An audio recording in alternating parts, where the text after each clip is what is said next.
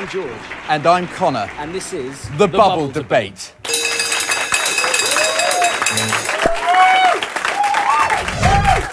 Ladies and gentlemen, thank you for joining us live on LSUTV in HD. This is the first of the Bubble Debate election special episodes brought to you by KPMG. Now this evening, 9 candidates are going to be coming down those stairs and onto this debate floor and to possibly experience the toughest job interview they're ever going to experience in their career. So last night saw the firing squad and the audience throw everything but a tin of carrots at the VP and President candidates. What will tonight entail? There's only one way to find out. This is the final, the Bubble Debate election special.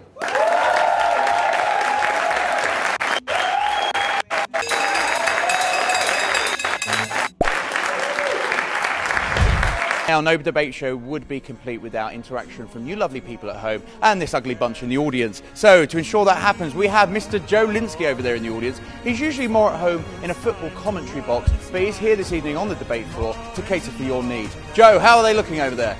Well, thanks, Connor. Yeah, well, they're certainly a better-looking bunch than the away following brought by Colville Town FC to Loughborough on Saturday.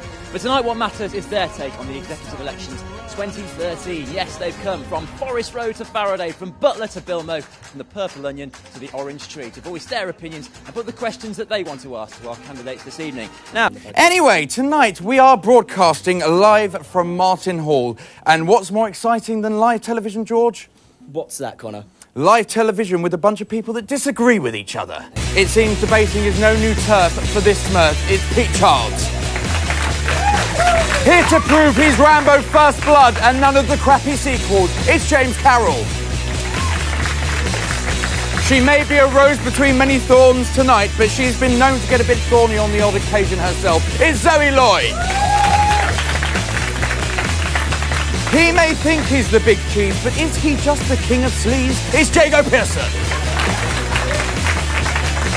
Some people may think little of him, but he's not short of being a star of democracy. It's Ali Cole.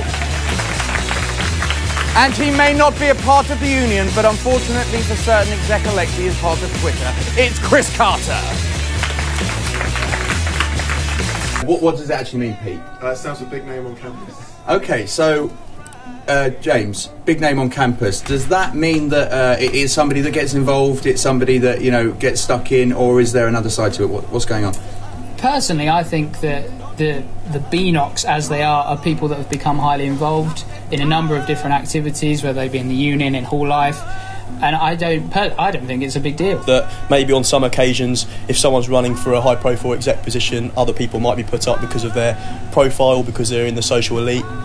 Whether that's true or not, I'm sure people have their opinions on. The problem with this sort of BNOC culture is, to me, it sort of means naivety. I think people sometimes may naively go into students' union life, become part of the executive, naively, and perhaps because they want to be a big name on campus. Whether that's the primary reason, I don't know. This is called the bubble debate, and we're living in a bubble. So does the BNOC culture sort of represent something where quite a lot of us get too caught up in Loughborough, as it were, in this bubble that we live in? It's not Westminster, it's one university out of a country of 60 million people. No one cares. This life is a journey to run, boy, run. The secret inside of you, run, boy, run. It's Zach Evans.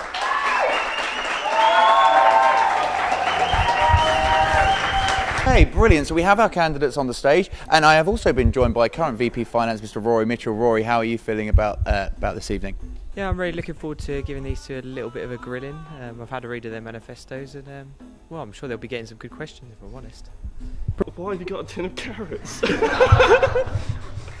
are you here? What? I think that's a fair point, Zach. Why are you here? Yeah. I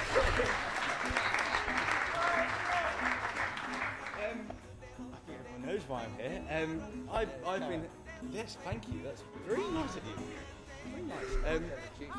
Brilliant. There you go. Please welcome to the stage, Becky Lotta Fletcher.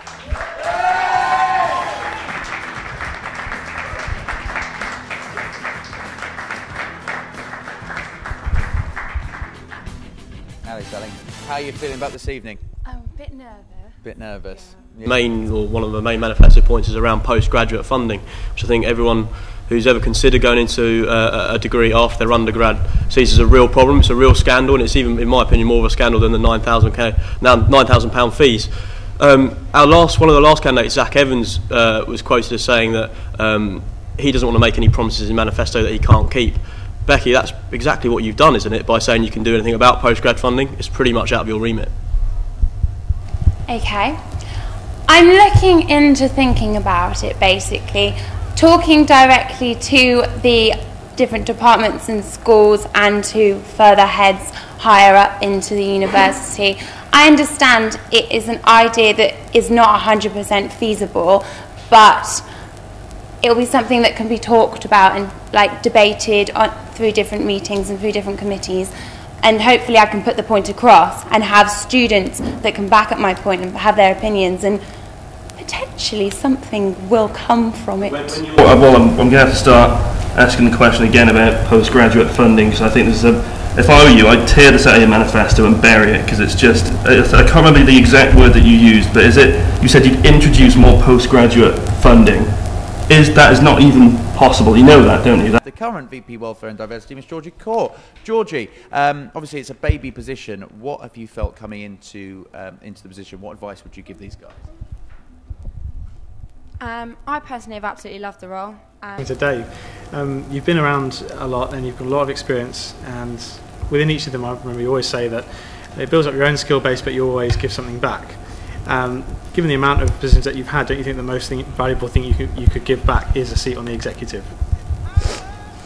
Quite a blunt question. Who have you got your money on?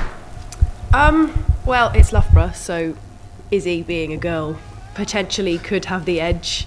I don't want to, stereotype or anything, but yeah, well, I don't think I really need to justify this with an answer, because basically, to misrepresent the truth, you need to actually misrepresent the truth. And each of them have very separate qualities. I think each of them have aspects of what should make a good welfare and diversity candidate, and that's kind of committed, open-minded, diverse in themselves, and flexible, and willing to learn new things.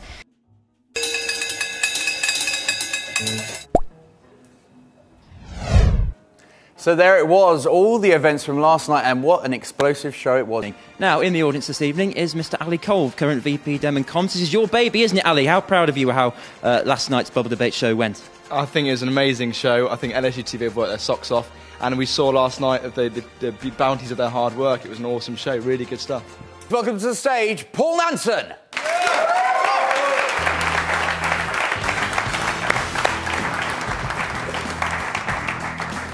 Paul, thanks for joining us.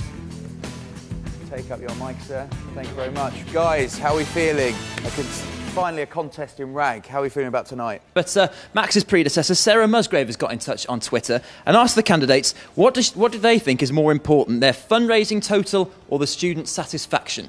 Controversial answer, student satisfaction. Yeah, I totally agree. It's all about the quality of how we fundraise. We can raise, say, 2 million, that's a ballpark figure, but if the students have put all of their time and effort into that, they might fail their degrees, they might have had a rubbish time because they're so tired all the time. So I'd say it's rather about the quality of how we fundraise. Give it up for Helen Crosley!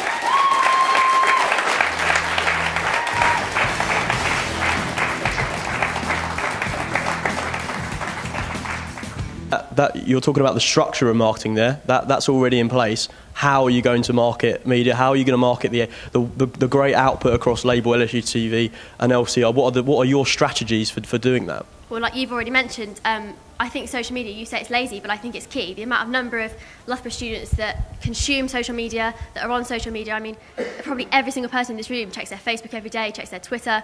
It's just probably the easiest way to get media out there, and you say it's lazy, but it works. That was the firing squad, ladies and gents. I think they've been fundamental to the debate. I'd like to congratulate them. Mr. Linsky, it's been a pleasure presenting alongside you. How have you found the last couple of evenings? The pleasure's all mine, Connor, but of course it's been...